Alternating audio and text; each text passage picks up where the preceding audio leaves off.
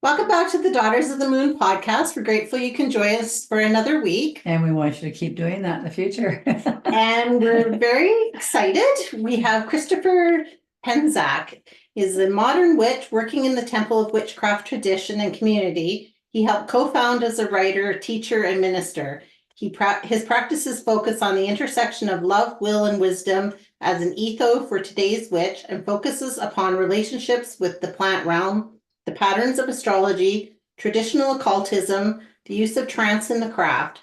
He is an author of many books, including the award-winning Temple of Witchcraft series, The Plant Spirit Familiar, and The Mighty Dead, as well as the co-owner of the Copper Cauldron Publishing. The Temple of Witchcraft offers in-person and online mystery school and seminary training based upon his teachings. So welcome, Christopher. We're really excited to have you on the podcast today. Thank you for having me. I'm excited to be here. So can you tell us a little bit about your journey, how you got onto this path and those kind of things? Sure. Well, actually, I started as a skeptic, believe it or not. That strange as I've based my life around it now, but when I got into it, the person who introduced me to it was my art teacher for many, many years. And it was back in the day where people were not publicly witches and things like that. So she didn't tell me she was a witch, but she started to drop little hints about things.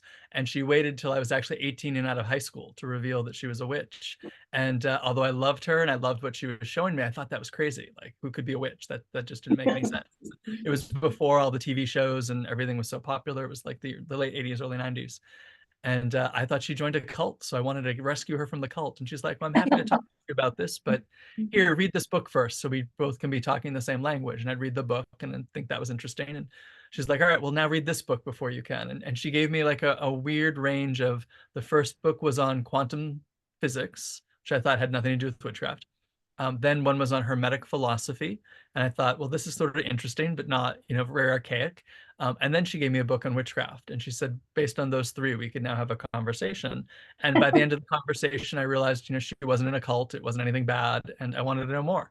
And so I started studying with her and learning meditation and tarot. And I got invited to her coven to go to a full moon ritual. And that sort of sunk it. And, yeah. I've been practicing ever since. Yeah. Very cool. Yeah, we do a full moon ritual. Well, Mom does, and I just participate. And I love that because I just love, and that was one thing that I found as I was young. I was always in the library in the witchcraft section, reading as much as I could about it because I didn't understand it. And as much as she taught me about tarot and astrology and things like that, there wasn't that witchcraft side of it that she taught me so much. And it always intrigued me. And I feel just even the way that I like my essential herbs and I like my herbs and things like that. And I like concocting those things together. It's kind of a sign. Absolutely. So, as a kid, I loved playing with little bottles. So that was like my little past life memory of alchemy and witchcraft and everything. Yeah, exactly. So through that, then you created and you've written many, many, many books, which are exciting and interesting. And I have a few myself. So there's a lot of knowledge in there to help people along their journey. So what possessed you to do that? Well, I first got involved in all this. I didn't really plan to be an author. I didn't really, have a master design or think I had something to say. But when I first got involved in all this, kind of coincided with my musical career. So I graduated school with a degree in music, and I thought I was gonna be a rock star, and been a heavy metal band and all that. And then if that changed, I ended up at a record label. So I was doing the administration side for a record label in Boston. And I was disconnected from my coven and from all the people who are practicing and back in the suburbs. I come from New Hampshire and I was working in the Boston area.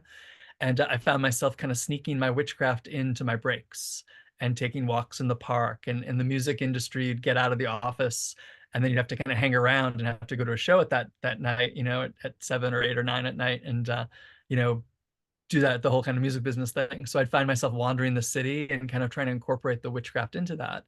And I kept all these notes because, a good witchcraft teacher of mine told me keep notes, keep journals, do all of that. And I had all these notes and all these things you didn't see in too many other books. You didn't see, people talked about it, but didn't really write it down anywhere. So I decided to kind of make that into a little grimoire, and that eventually evolved into a book called City Magic. And I sort of put it out as a lark, and then soon found myself, even before the book was out there, teaching full time and doing readings and healing work and everything. And then when that book took off, publishers are always like, well, what's next? And so I started taking class notes of the things that I was teaching and making those into books. So the vast majority of my books have been based on classes and things I've taught people. And I just wanted to expand them. So, my Inner Temple book, which is probably my most well-known book now, started out as a little handout of 15 pages, and the 15 pages became 30 pages, and it became like this big binder of stuff. And finally somebody was like, you should make this into a book. And so that's kind of how I got on the road for that. Nice. That's awesome. That's amazing, because I think, we're all searching for that stuff, because like even me when I was young, and there wasn't a lot of books out at that point, right? Because I was probably early late 70s, early 80s when I was really kind of trying to delve into that, and there wasn't a lot out there that you could find in your local library. Yeah. It's hard to explain to people today. I'm like, when I started, there was a shelf in the bookstore if you were lucky, and it was maybe 20 books, and a 20 books was the same 20 books wherever you went. And it wasn't a wide selection. It was good books, but not a wide selection. And Right. you go to the library, like my local library here in New Hampshire, was all the historic things like the witchcraft trials and the black arts, and it wasn't how to for what we're talking about. It wasn't very helpful. That's right. So what do you think are some introductory things that you could tell people are things that they could get started with if this was something that interests them? I am a huge believer in the first step is meditation. Learning to quiet yourself, learning to center yourself, learning to feel your energy, learning to feel other energy. I think a lot of people dive into spells, and although that's not bad, I would say a lot of my clients actually are people who picked up a spell book, didn't know what they were doing, maybe didn't quite believe in it, often did a bad spell, was surprised it worked, and then realized, oh, I didn't want to do something bad. So they come to an actual experienced practitioner and say, how do I take that off that person? Or how do I get control of this? So I think it's always good to start with that introspection, start with the energy work, start with meditation, start with a little bit of spirit contact. And that's really what my Inner Temple book is all about. It's all the inner skills to get to before you start doing the outer magic. Not that I don't love outer magic. I love making a good potion. I love casting spells. I love moon rituals and things like that. But sometimes people get excited and they jump into something without really knowing what they're doing or how to feel it. And if you can't feel it, you can't feel when something's going wrong. So I think it's good to feel it first. Right. Yeah. Mm-hmm.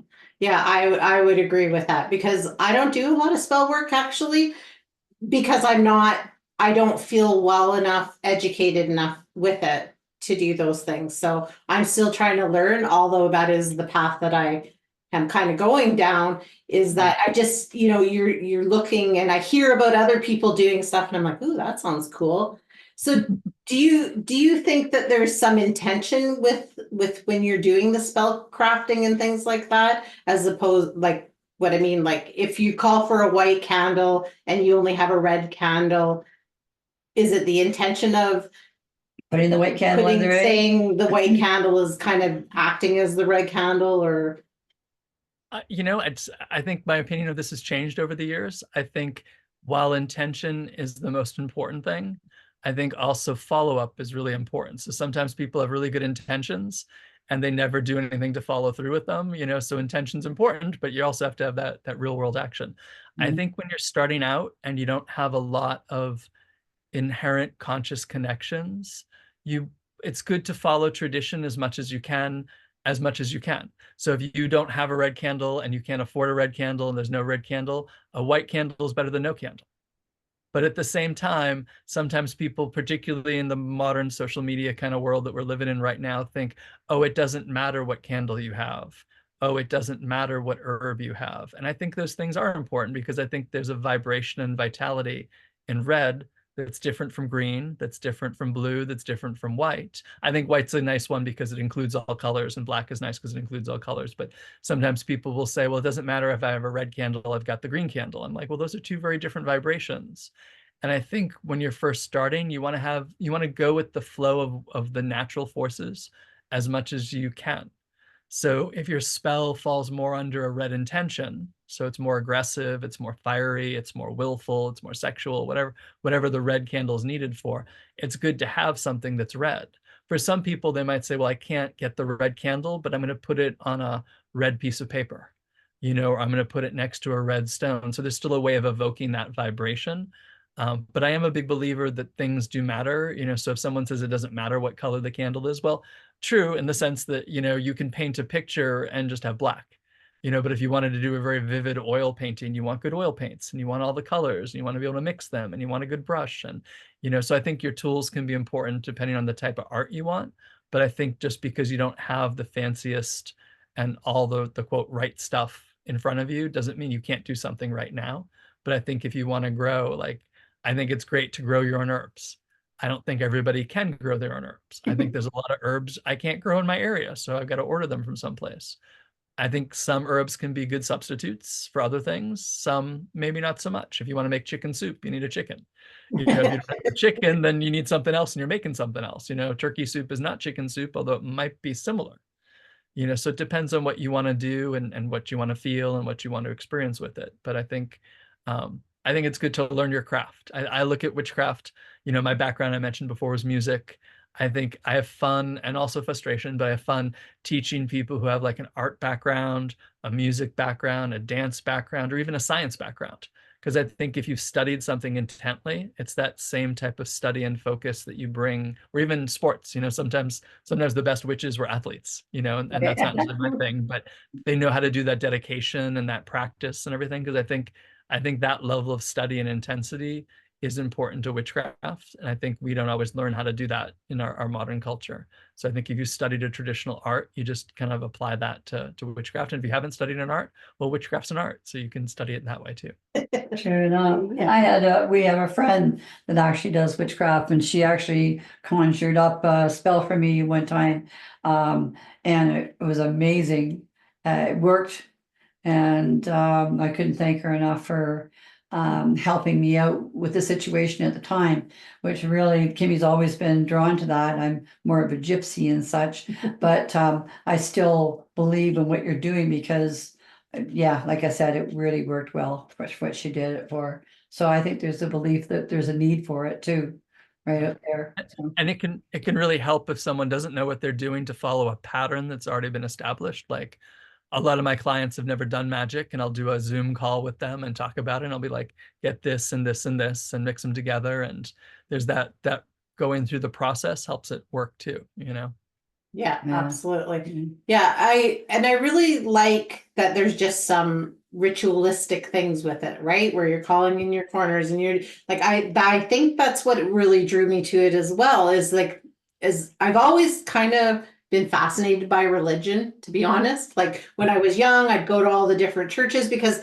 I was always searching for something, although I didn't know what it was. And most of the time where I found my greatest peace was sitting by the ravine on a rock, talking to it, right? So yeah. I always had that. So I find that's one of the things I liked about it, is it's the ritual with that. Can you talk a little bit about that? Sure. As you were talking, it totally reminded me of something from my mom. So I got into this with my mom. She actually believed I was joining a cult. So much like my first teacher, I thought was joining a cult. She thought I was joining a cult, but she was a wise woman to say, I can either tell him, no, he can't do this, or I can go with him and figure out what this is all about and see if he's in danger or not. And once she got into it, she realized and she raised me Catholic, old Italian family on my mother's side, and Catholic school all my life, and very ritualistic in a Christian tradition.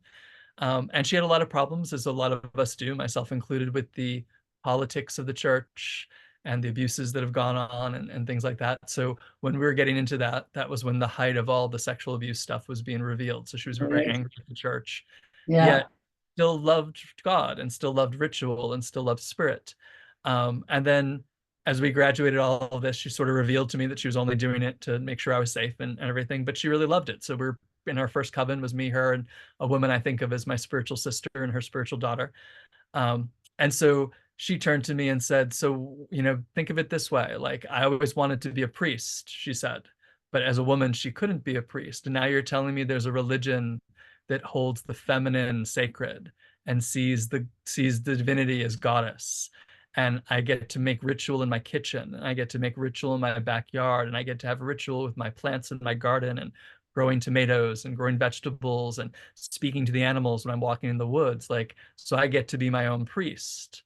She goes, why wouldn't I want that? So it so totally flipped her from the Catholicism to witchcraft, because a lot of what was sustaining her in Catholicism, she was even more empowered to do as a witch, as a priestess. So Mhm.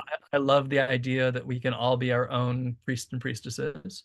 I think having teachers and elders, and I do think there's benefit to clergy of people keeping things. And it's in a weird space of, I don't consider myself particularly religious. I'm mystical, but I'm not particularly religious. Yet I run a religious organization, and I'm considered a priest, and I'm registered with my town as a reverend because I've done, I can do weddings and hospital visits and prison visits. So I think it's important for us to redefine what a priest and clergy and a spiritual teacher is. So it's not always somebody that's separate from us, and we can all aspire to be our own priesthood, and we can go to experts when they need it. And I love when people come to me for help and teachings and things like that. I'm happy to help.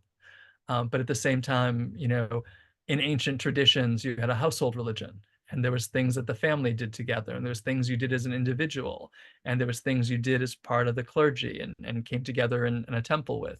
And there's things you did as a part of your nation, and there's things that you did ritually as a part of a mystery tradition. And I think we need to remember all those things are important, and bring household religion back and bring individual religion back, as well as taking classes and studying with people. Yeah, yeah, I think so too. And I think it's cool that you're part of a coven, because I think there's just so much power within that coven. I was lucky last year, I went away on a retreat, and there was a girl there, and she held I think it was a Circle. Beltane circle at that point. And it was just so, the energy just within that, because it was just all like-minded people with the same intent, was amazing. So do you find within the coven that you get that extra support from them, and how does that work with you in your practice? Imagine the energy too, right? Yeah. Yeah, absolutely. For me, so I work in and out of coven structures. I learned in a coven structure. Now I run a temple. We consider ourselves an order. And it's interesting because, when you create a group, there's a group mind, whether it's a coven or a bigger group.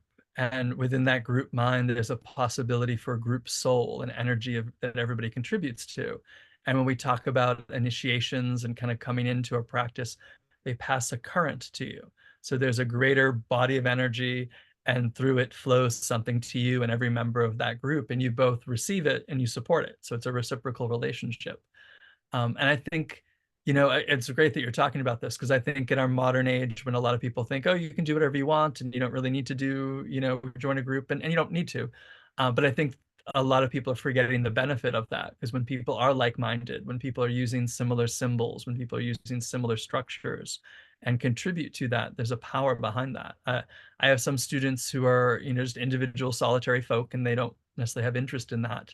And they'll sort of wonder, if you read the books from the 70s and the 80s, and teachers will talk about the amazing spells, and this person was dying and the coven got together and a miracle essentially happened through their magic. And people say, well, my magic's not like that. It's usually because they're not tied to a tradition or contributing to a group, or they're not working in that group mind that can really move mountains. Not to say your individual magic can't create amazing things. I've had amazing things happen solitary. But I do love being part of a larger group that has that support, has that camaraderie, and has that group mind and that group soul to support that magic and witchcraft. So really amazing things can happen a lot quicker in that structure, where people know how to, it's almost like a band. People know the structure of the music, or what, you can say, we're going to play in this scale and we're going to jam in this style, and people know what they're doing. I think sort of like a band, when you get into it, you kind of find your band and you think this is going to be it forever. And then as you become sort of a seasoned musician and you get good enough, you can kind of go from band to band. And, your band might say, hey, we're doing this Egyptian thing. And do I know enough that I can step into that and play? But it might not be my first love. And then you kind of get to that level of expertise where you can, read the ritual and know what people's practices are, and kind of jam with it and have an intuition and intuitive experience with it, and not have to just be in one group with one style. And so I think magical people are like that. You might have your one band, and then you might play in other people's groups, and then you might get really versatile, where you can play a lot of different types of magic and support other people. So even if you're not in a coven, you can still get a group mind with people who've been practitioners for a while. Yeah. I find that with Reiki, because the energy you share when you're doing Reiki is like that, right? Yeah, you're in that group tradition in Reiki. So like when you're tied to that universal, and I don't mean tied in a bad way, when you're connected to that universal life force, you know, and you're also part of the collective of all the Reiki practitioners that are out there. So there's that kinship there too. Absolutely. Yeah, absolutely. And So what kind of things, like, how is it different, or what kind of services do you offer then through the temple that would be different from just a household coven? That's a great question. So, you know, a lot of kind of household covens are a little bit more eclectic. And it's a group of people coming together and sharing, which, you know, we've been that, and that's really how the temple started. But we have a particular structure of training, and we have a lot of different options of training, and we have a lot of different options of membership, because sometimes people, they want to be a part of the community, but they don't necessarily want to be a high priestess. You know, so it creates a lot of openings for people to participate to the level of which they feel comfortable, to receive support and service to the level they feel comfortable. So some people, if they just come to a lot of our local branches, will hold Sabbats. So the Wheel of the Year, Beltane and Litha and Lammas and Samhain, all those good things. Or they'll hold moon rituals on the full moon or the dark moon. And just like I started, I was in a guest to somebody's full moon, you know, their coven. Somebody might want to come and experience that, you know, and so those are open to the public, and people can kind of come and take those experiences and learn how to do a spell or learn how to do a meditation. We'll do some educational things that'll just be on a one topic thing. So you want to learn protection magic, or you want to learn about the goddess Hecate, or you want to learn about fairies, or you want to learn about candles. So you can kind of pick and choose what you want to do based on who's offering what at that time. For serious practitioners, but who like to do things on their own, we have a whole course of study called the Pillars of the Temple of Witchcraft. And it's a 22 lesson course that you can just do on your own, and there's no homework, and just kind of your own personal development. And then those who really want to be developed in the community, who want to experience initiation, who want to go through a mystery school and really be held accountable for those changes. Because sometimes when you join a really good and structured coven, it's a lot like, we tend to avoid using family ideas. A lot of informal covens will say, I'm joining my family, but a lot of us have really messed up families, right? You know, so when you join a family, what does that mean to you? That might mean something different to me, you know? So we try to really use the school model. And so you're coming with a teacher, and there's an academic course, but it's also a spiritual course. So you have to write about your experiences, and the instructors in the course and the staff in the course will say, hey, have you really gone deep enough with that? Or you might want to do it this different way, or hey, that wasn't acceptable, try it again. Or do you need some help and support with it, because it seems like it's bringing up a lot of emotions for you? So we have a 5-level course that takes about 7 years to go through. And it starts with the basics of meditation the first year. The second year is more of the ritual and the elements and spells and things like that. And then it goes deeper into the mysteries of facing your shadow, connecting to your higher self. And then it gets into our clergy training. If you want to be a priestess or priest in the community, if you want to be a minister, if you want to be a high priestess or priest or priestess, you can go through that training and get that support. But it's a little bit tougher, because every month there's homework due. And if you don't do the homework, you don't graduate. You know, a lot of people think, oh, I paid for the class, I want the certificate. And that's not how we work, you know. Some of it's in person. For those who can't do it in person, we do it online, although that's a little bit harder because you have to do recordings and things like that, but we still check your homework. And then some people want a really mystical experience. We have another 9-year course after that to go really wow. deeply. And we've got other stuff that's just on, you know, longer in-depth courses on a specific topic, like a year-long class on angels, a year-long class on fairies. But nothing's required. So, you know, you can go to the level that you want. Because we're a school, you might say, I really like this material, but I didn't really like the teacher. I want to take it with a different teacher. You can switch teachers and do all that. Or you might just say, I just want to show up to the Sabbats. I just want to show up to the big festivals. I want to show up where it's fun. I don't want to take classes. I don't want to do homework. And that's okay too. So we have lots of options. And then the biggest thing I think we offer that's different from covens, so when you join even an eclectic coven, or if you join a traditional coven, particularly in traditional covens, there's the idea that you start, you know, as a probationary, you start as an early initiate, and you go through these different levels. And when you get to usually the 3rd level in those systems, you become a high priestess or high priest, and then you're asked to hive off. And then you start your own coven. And that can be really good for the people who want to do that or are good at it. Sometimes people want to do it and they're not very good at it. And just because you've seen it, you might not be prepared to do it. You know, not everybody's meant to be a teacher. Not everybody's really meant to be a minister. Not everybody's meant to be a ritual leader in the public. Not everybody's meant to be a healer or a counselor. And you're sort of expected to do all those things. And so sometimes people leave a coven and they don't do super well. You know, that really wasn't what their calling was. So, you know, we create opportunities for people to graduate and be ministers and to specialize in the thing that they want to do and not have to do it all. So you can be a high priestess or high priest or high priestess, and you can work in death and dying. You can work behind the scenes because every good organization needs administrators and needs fundraisers and needs people who can help manage the resources and things like that. You might really want to focus on political action and environmentalism. You might really want to focus just on healing and doing energy work, or you might really want to focus on herbalism, or you might really want to focus on women's studies or men's studies or things like that. So you're not forced to run a whole coven just because you reach that level. You can still stay in the greater community and just support the things and be involved in the things that you want and still come to the other events and other rituals too. Wow, that's neat. Yeah. So is there anything you would tell people about dealing with witchcraft and that type of thing, the goods and the bads with it? Is there something you can sort of go on a little more about that too? Because, you know, I think witches are like people. They're good people and bad people. Just because someone's a witch doesn't mean they're great, but just because someone's a witch doesn't mean they're terrible. You know, you have to deal with both sides of that. that's right. You know, and I think, you know, witchcraft and magic in general is like any type of primal power. I had a student recently say that, you know, they scared themselves. They did this spell and it worked so well and it had some unintended consequences. They wanted everything to be quiet and suddenly everybody just around them was like, I need to leave now. And they didn't really want to control those people. They didn't want to have any bad effect to it, but they didn't necessarily put their training into action and hold the mantra for the greatest good. Or they didn't really think when they said, oh, I just want it to be quiet. They didn't think they wanted to be quiet. They projected it out to make everybody quiet around them and seemingly forced everybody to leave. So they're like, I got really scared, Christopher, so I've not done any spells or magic since then. And I was like, well, that can be wise, but also don't let it, you know, frighten you. She's like, no, I don't know if I'm ever going to do this again. And I'm like, well, if you got into a car accident, would you never drive a car again?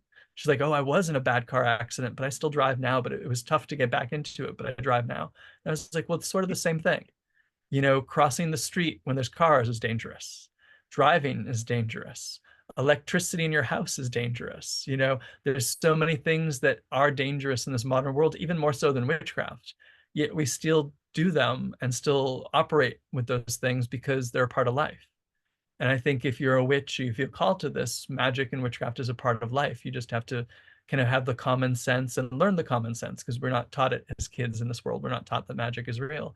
But I think it's no more dangerous or less dangerous than crossing a busy street. You just have to be careful. So I encourage people to be careful with how they use their magic. I think in a lot of ways, you know, we start out ideally learning magic and then we do the magic. And then you start to realize you've become the magic. And your whole life is a ritual. Your whole life is a spell. Your whole life is to a spell to your higher purpose. Some people jump in and they do the magic first and they mess up and then they learn the magic and figure out what they did wrong. And then they eventually become the magic. And that's okay too. That's part of the path. But I think it's that idea of realizing it's a part of every thought you think. It's a part of everything you say. It's a part of everything that you do. And just like life, there's good and bad. There's happiness and sadness, there's tragedies and there's joys. And we sometimes talk, and this frightens people sometimes. So I want to make sure I explain it well to not frighten people. We talk about how the first power of the witch is to bless or to curse. And people are like, oh, that's, you know, you're doing bad magic. You're, you know, teaching people to curse. No, but it's a poetry to the idea that magic is about waxing and waning. And so, you know, when someone says, oh, I'd never curse anybody, I would never do any harm, I'm only about the good. I'm like, yeah, well, yep, me too. And she's like, well, why would you say to bless or curse? Well, if you want to cure somebody of cancer, you want to stop and destroy the cancer. You're not going to bless the cancer, you're going to bless their health, but you want to diminish their cancer. anything, you can't have continual growth all the time. You can't have continual blessing all the time. If you don't like the idea of blessing and cursing, you can think waxing and withering. But to every summer, there has to be a winter. To every light, there has to be darkness. To every sunrise, there has to be a sunset to it. And you need to work with those rhythms. And in life, there's going to be beauty and there's going to be tragedy. And that's all part of the magic. You're not causing malice. You don't want to cause harm. You don't want to do evil. You don't want to unnecessarily use power over people. But you also have to realize that a part of magic is to encourage growth, but also at time to harvest, and to realize those are all parts of the path. That's interesting. That was very good. You put it very well, because my next one was going to be, you hear so many people, well, if you want to get into witchcraft, you have to do the white in order to understand the dark. And I've heard that being said, and you sort of put that in that scenario, what you've just said there. So that's great. Thank you. Yeah, sometimes people are really surprised to find that I teach about curses. People, why would you teach about curses? Well, if you're going to be a healer and people who might be cursed come to you, you need to recognize what it looks like. You got to understand what are they, just like a doctor's not going to give you an illness, but a doctor knows all about illnesses. And a doctor, if you're going to a surgeon and in a surgery, there's a million ways they could accidentally kill you. And they should understand all of those things. There might be only one or two ways of how they're going to heal you. And they should know those ways too. So when I teach people about curses, I'm not teaching people and saying you should go out and curse. And sometimes people will say, well, then what's the point of knowing this? It's just, what's the point of knowing illnesses? What's the point of knowing diseases? To be able to help other people. And sometimes people will say, what's one person's curse as another person's sense of justice. I think as long as you don't do things maliciously, there's an old saying that you have to be free of whatever it is you're going to do the curse from. It comes from a witchcraft elder who's passed on now named Victor Anderson. He would say you had to be free of the curse of whatever you were going to, or free of the sin of whatever you would curse somebody for. And the idea that you don't want to, if it's personal to you, if you're tangled into it, it's not justice. If you can say, oh, and there's differences to it. If someone is causing, harm in your community, if someone is out doing violence to somebody else, I can do a spell to stop them. And I can do a spell for them to be caught. Is that a curse? Well, to the person's getting caught, they don't want it. But to me, that's justice. Me too. But I would say is that, or you're harming somebody. You're not wishing them well. You're wishing them harm. Well, I'm like, they violated the contract of society. I'm not wishing they get run over by a train. I'm wishing they get caught and convicted, whoever did it. And I think that's a really different thing. But some people don't. So, we all have to find as magical practitioners, where's that line for me?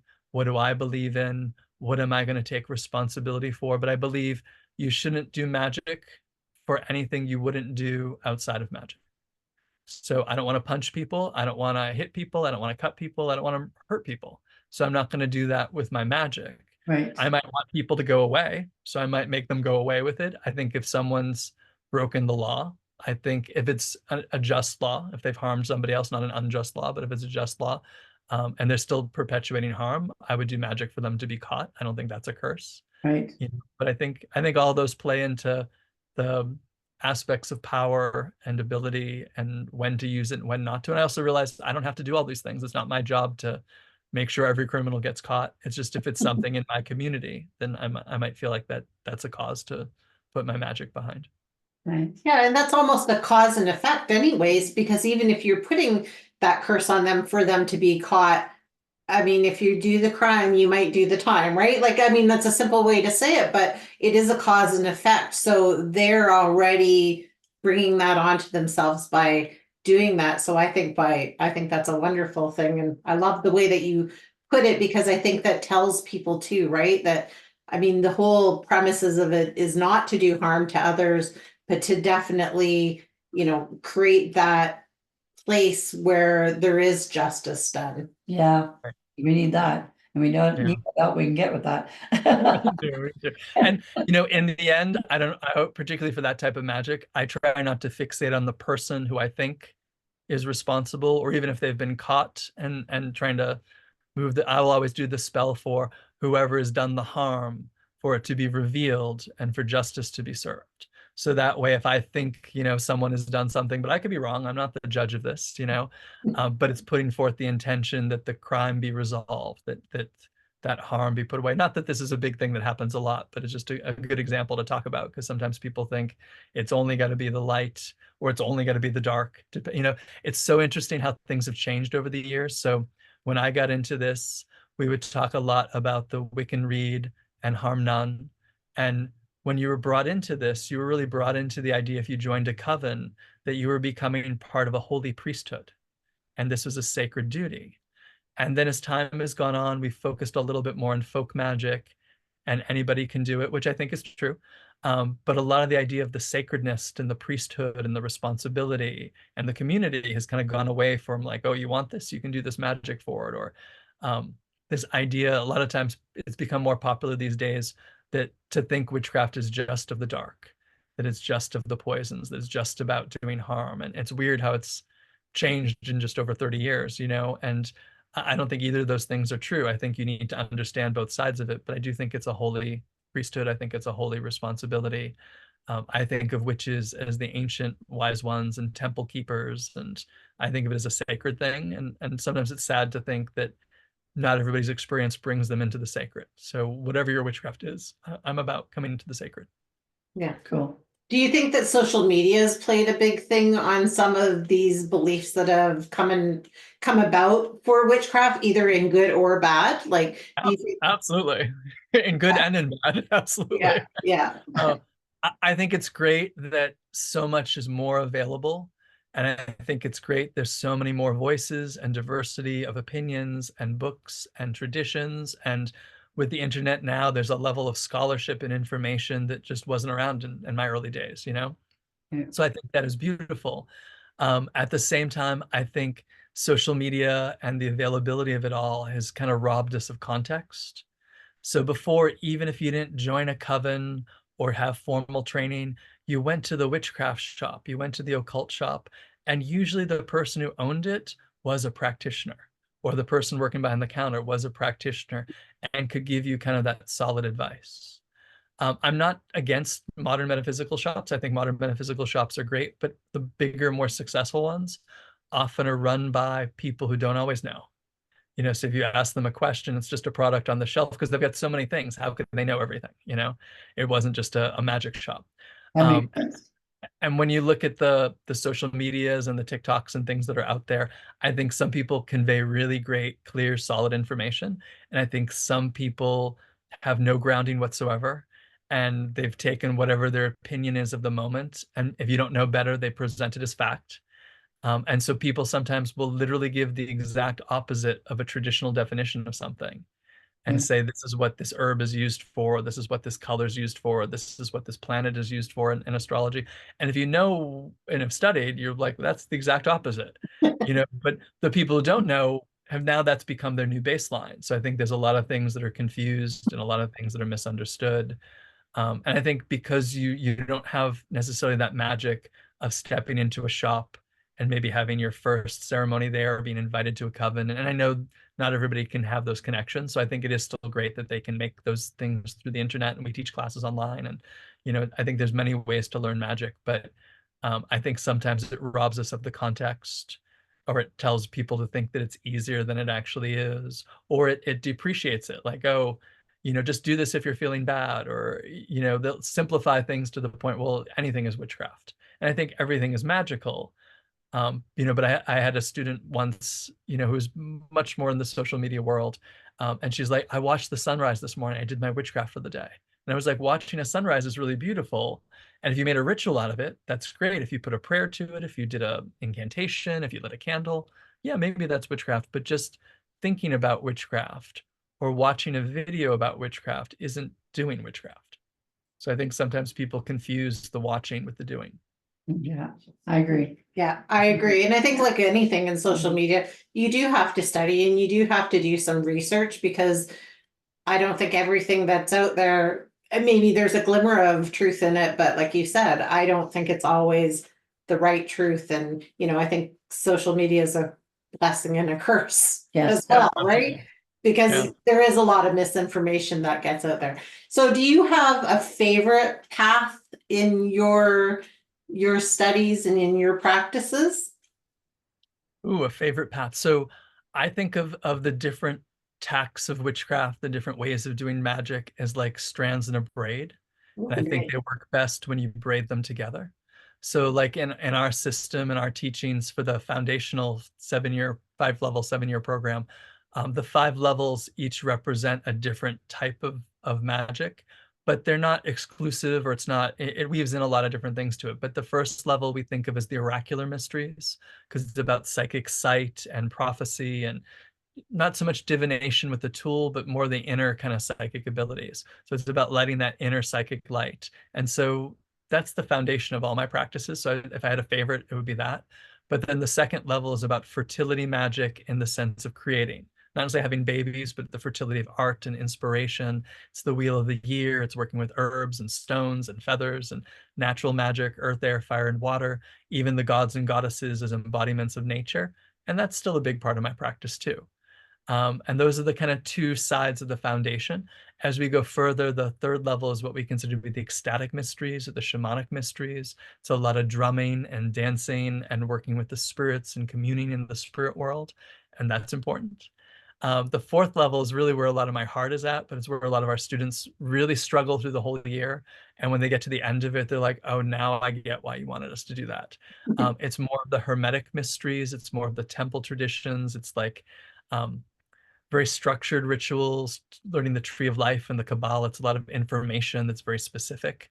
And a lot of people rebel against that because right before that, it was all the dancing and the drumming and the spirit work. And they're like, why did we go from that to this? And it's to balance you out. You know, on one level, you do need that primalness, but you also need to understand the intellectual side of it on the other side. So we weave that together. And then the fifth level is really about the mystery of transformation. It's the descent of the goddess and the journey of the god through the zodiac. And it's really important to balance it all out. So all of those things, I think of it as like a 5-chord strand. You know, it's like weaving together not just 3 strands, but 5 strands to make something solid for me. But in the end, I think my favorite aspect of things really is just the inner meditation, the inner psychic ability, the inner visualization stuff. That's where my heart is. That's where I do everything a little bit every day.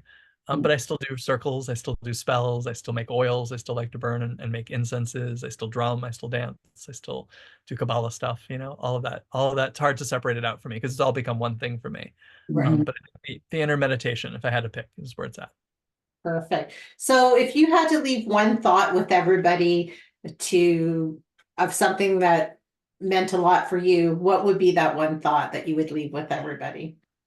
Oh, I think I said it before, but I'll reemphasize it again. Really teach kind of core to my thought and philosophy is to learn magic, to do magic, and to be magic.